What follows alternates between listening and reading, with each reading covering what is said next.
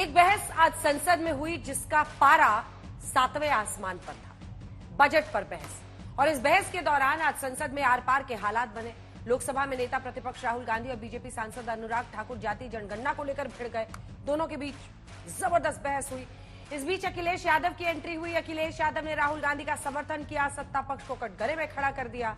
एक समय वो भी आया जब अखिलेश यादव अनुराग ठाकुर बताने को मजबूर हो गए कि आखिर किसने कहां से पढ़ाई की है, कौन कहां पर नौकरी कर रहा है। लेकिन इस जोक के बीच किसी ने इमोशनल कार्ड खेला, किसी ने राजनीतिक फिसाद बिछाई। आखिर क्या है इसके मायने? बजट पर बहस से क्या निकला? कुछ ही देर पहले निर्मला सीतारमण, देश की वित्त मंत्री, ने तमाम सांसदों के उठाए हुए प्रश्नों का जवाब दिया है। हमने लगातार काम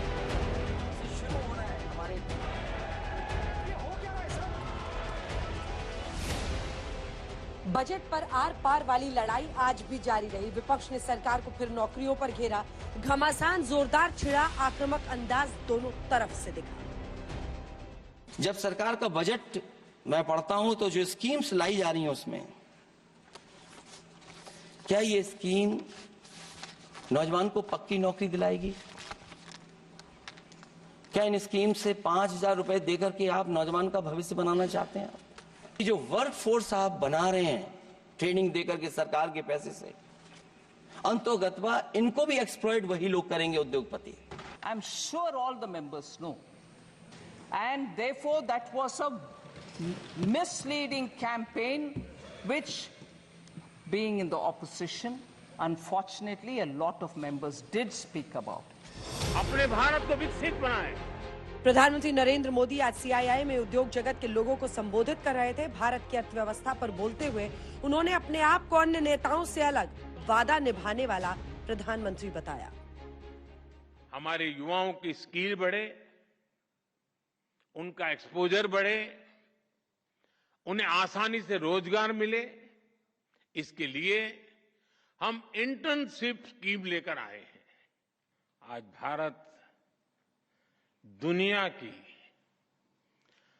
5वीं सबसे बड़ी आर्थिक ताकत है, और वो दिन दूर नहीं जब भारत दुनिया की 3री सबसे बड़ी इकोनॉमी पावर बन जाएगा।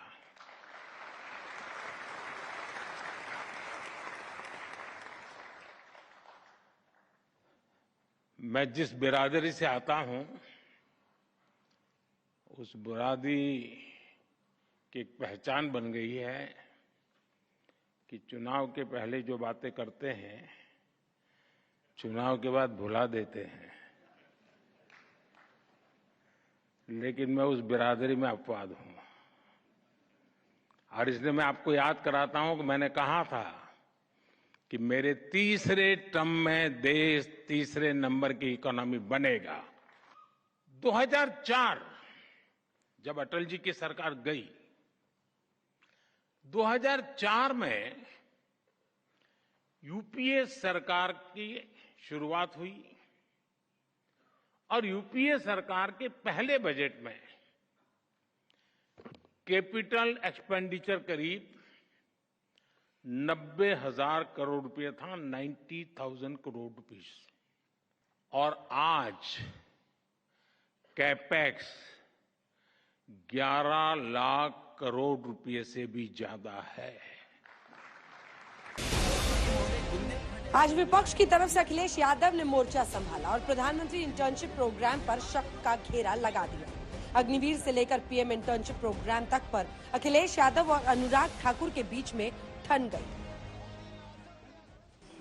मैं जब सुनता हूं सत्ता पक्ष लोगों को तो मुझे वो लाइनें याद आ जाती कि वो झूठ बोल रहा था, बड़े सलीके से मैं एतवार न करता तो और क्या करता। ये तो केवल मिलिट्री स्कूल गए हैं।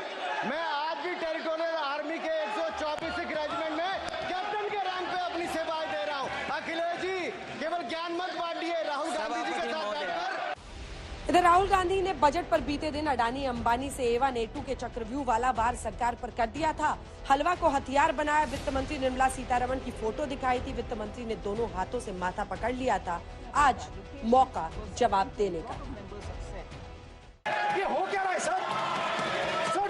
हलवा बट रहा है सर, और इसमें 73% का एक है ही नहीं सर। ये आप लोग हलवा खा रहे हो और बाकी देश को हलवा मिल ही नहीं रहा है। एक बवाल संसद में जाति जनगणना पर भी हुआ। किरदार 3 थे, अनुराग ठाकुर, राहुल गांधी और अखिलेश यादव। तभी कथित रूप से किसी ने राहुल गांधी से कहा कि फिर जाति जनगणना में आपको भी अपनी जाति बतानी पड़ेगी। अखिलेश यादव उठ खड़े हुए, कहा जात कैसे पूछ रहे हो हमारी। जिसकी जात का पता नहीं वो गन्ना की बात करता है।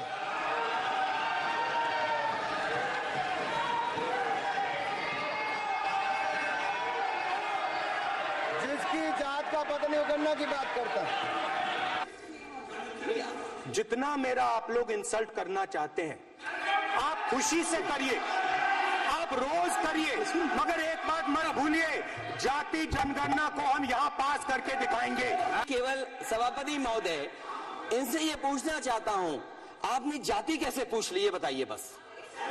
आप जाति कैसे पूछ सकते हैं?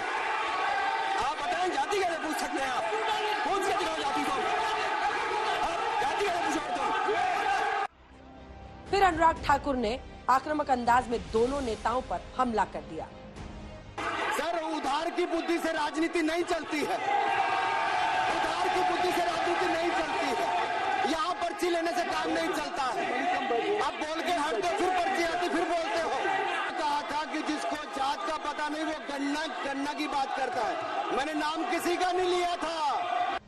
4 जून के लोकसभा चुनावों के नतीजों के बाद से चल रही सत्ता पक्ष और विपक्ष की लड़ाई नए नए ठिकानों पर जारी है। कभी यूपी के नतीजों वाली पिच पर, कभी नौकरियों और जाति वाले बिसात पर। आज तक क्यों?